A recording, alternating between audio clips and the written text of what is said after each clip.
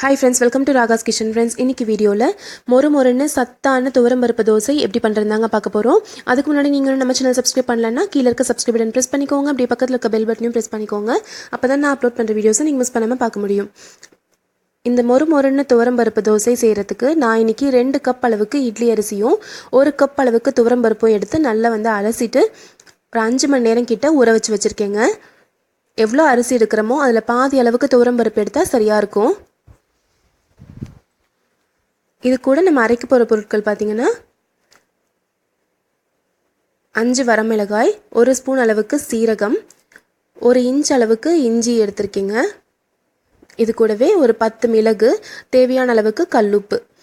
இஞ்சி டேஸ்ட்டு பிடிக்காது அப்படின்னா நீங்கள் அதுக்கு பதிலாக பெருங்காயத்தூள் கூட சேர்த்துக்கலாங்க. ஆனால் இஞ்சி போட்டால் ரொம்ப ரொம்ப நல்லது. இன்னும் நம்ம பருப்பு தோசை ஊற்ற போகிறோம். எக்ஸ்ட்ரா தண்ணி நிறையா இருந்துச்சுன்னா அதை எடுத்துட்டு அரைக்க மட்டும் தேவையான அளவுக்கு தண்ணி ஊற்றி நம்ம அரைச்சிக்கலாம்.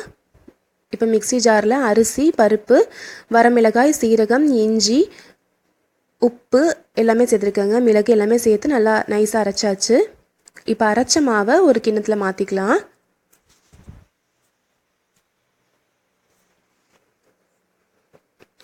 ரொம்ப மொழுன்னு ரொம்ப நைஸாக இல்லாமல் அதுக்கு முன்னாடி பதத்துக்கு நீங்கள் எடுத்துக்கோங்க. நம்ம இட்லி மாவு அரைப்போம் இல்லைங்களா, அந்த மாதிரி அரைச்சி எடுத்துக்கிட்டால் சரியாக இருக்கும். இப்போ நான் மிக்ஸி ஜாரில் கொஞ்சம் தண்ணி ஊற்றி அந்த தண்ணியும் சேர்த்துக்கிறேங்க. இப்போ இதை நம்ம மூடி வச்சிடலாம். இது கிட்டத்தட்ட ஒரு 4 மணி நேரம் புளிக்க விடலாங்க. அப்போ தான் நல்லா டேஸ்ட்டாக சாஃப்டாக கிடைக்கும். எப்பயுமே நம்ம அடை தோசைக்கு உடனே ஊற்றுறத விட ஒரு 3 மணி நேரம் 4 மணி நேரம் கழித்து ஊற்றினா நல்லா சாஃப்டாக இருக்கும். இப்போ கிட்டத்தட்ட 4 மணி நேரம் கிட்ட ஆயிடுச்சுங்க. பாருங்கள், பார்த்தாவே உங்களுக்கு தெரிஞ்சிருக்கும். இப்போ கொஞ்சம் நல்லா புளிச்சிருக்கு. இந்த அளவுக்கு புளிச்சா போதும். ரொம்ப நேரம் புளிக்க வச்சாலும் அந்த பருப்பு ஒரு மாதிரி வாடடிக்க ஆரம்பிக்குங்க. இப்போ நான் அதை நல்லா கலந்து விட்டுக்கிறேன். ரொம்ப கெட்டியாக இருந்துச்சுன்னா கொஞ்சம் தண்ணி ஊற்றி நம்ம கலந்துக்கலாம். நம்ம தோசை மாவு பதத்துக்கு கலந்துக்கலாம்.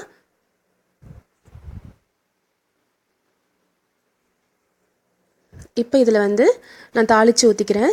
1 ஸ்பூன் அளவுக்கு எண்ணெய் விட்டு அதில் கடுகும் பெருங்காயத்தூளும் சேர்த்து நல்லா பொரிய விட்டுட்டு அதை இதில் ஊற்றிக்கிறேங்க.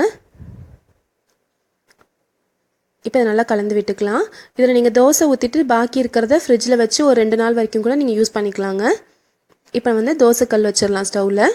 கல் சூடாகட்டும். ஒரு கரண்டி அளவுக்கு மாவு எடுத்து நல்லா மெலிசாக ஸ்ப்ரெட் பண்ணிக்கலாங்க. உங்களுக்கு மொறுன்னு தோசை வேணும் அப்படின்னா நீங்கள் இந்த மாதிரி மெலிசாக ஊற்றிக்கலாம். இல்லை சாஃப்டாக அடை மாதிரி வேணும் அப்படின்னா நீங்கள் ஒரு 1.5 கரண்டி அளவுக்கு மாவு எடுத்து சின்னதாக அடை மாதிரி ஊற்றி மூடி வச்சு எடுத்தீங்க அப்படின்னா நல்லா சாஃப்டாக இருக்கும் அடைக்கு. இப்போ பாருங்கள், லைட்டாக சுற்றி எண்ணெய் விட்டுருக்கேன். இப்போ நல்லா ஒரு சைடு வெந்துருச்சு. இப்போ திருப்பி போட்டுக்கலாம். நான் எடுக்கிறது இப்போ பார்த்தாவே உங்களுக்கு தெரியும், நல்லா மொறுன்னு இருக்குது தோசை. சூப்பரான மொறு துவரம்பருப்பு தோசை ரெடி ஆயிடுச்சுங்க.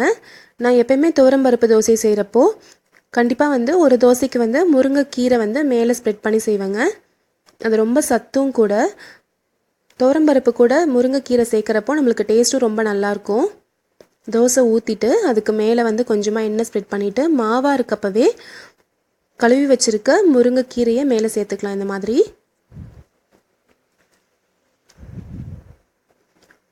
மேலே முருங்கைக்கீரை ஸ்ப்ரெட் பண்ணிவிட்டு இப்படி அழுத்தி விட்டுக்கோங்க. மாவாக இருக்கப்பவே தோசையோடு இப்படி ஒட்டிக்கும். இப்போ ஒரு சைடு வெந்ததும் நம்ம திருப்பி போட்டுக்கலாம். இது ரொம்ப ஹெல்த்தியும் கூட. கண்டிப்பாக நீங்கள் ட்ரை பண்ணி பாருங்கள், உங்களுக்கு ரொம்ப பிடிச்சிருக்கும். இப்போ நம்ம திருப்பி போட்டுக்கலாம். இந்த சைடும் நல்லா வெந்ததும் திருப்பி எடுத்துடலாங்க. துவரம்பருப்பு தோசை நீங்கள் செய்கிறப்போ கண்டிப்பாக இந்த மாதிரி ஒரு தடவை முருங்கைக்கீரை போட்டு செஞ்சு பாருங்கள். அதே மாதிரி ஒரு தோசைக்கு நல்லா பொடியாக நறுக்கின வெங்காயம் இருக்குது இல்லைங்களா, அந்த வெங்காயத்தை நடுவில் ஸ்ப்ரெட் பண்ணி சாப்பிட்டாலும் ரொம்ப டேஸ்ட்டாக இருக்கும். இப்போ இந்த தோசை ரெடி ஆயிடுச்சுங்க. இப்போ நான் இன்னும் ஒரே ஒரு தோசையில் நல்லா பொடியாக இருக்க வெங்காயம் மட்டும் ஸ்ப்ரெட் பண்ணி காமிக்கிறேன். நீங்கள் வெங்காயமோ இல்லை முருங்கைக்கீரையோ போடுறீங்க அப்படின்னா கொஞ்சம் மாவாக இருக்கப்பவே அதை போட்டுக்கோங்க. அப்போ தான் தோசையோட ஒட்டிடுவோம். திருப்பி போடுறப்ப உதிர்ந்து வராமல் இருக்கும். இப்போ நம்ம இந்த திருப்பி போட்டு நம்ம தோசையை வெந்தோடனே எடுத்துடலாம். ரொம்ப சுவையான, அதே மாதிரி ரொம்ப ஹெல்த்தி சத்தான துவரம்பருப்பு தோசை ரெடி ஆயிடுச்சுங்க. நீங்கள் கண்டிப்பாக ட்ரை பண்ணி பாருங்கள். காலையில் பிரேக்ஃபாஸ்ட்டுக்கு இது கொடுத்தா ரொம்ப ஹெல்த்தியாக இருக்கும். இதுக்கு சைட் டிஷ்ஷாக நான் வந்து இன்றைக்கி நல்லா காரசாரமான முள்ளங்கி சட்னியோட சர்வ் பண்ணியிருக்கேங்க. இந்த ரெசிபி உங்களுக்கு ரொம்ப பிடிச்சிருக்குன்னு நினைக்கிறேன் ஃப்ரெண்ட்ஸ். பிடிச்சிருந்துச்சுன்னா நம்ம சேனல் ராகாஸ் கிச்சனில் ஒரு லைக் கொடுங்க, ஃப்ரெண்ட்ஸ் கூட ஷேர் பண்ணிக்கோங்க, சப்ஸ்கிரைப் பண்ணி வச்சுக்கோங்க. தேங்க்யூ.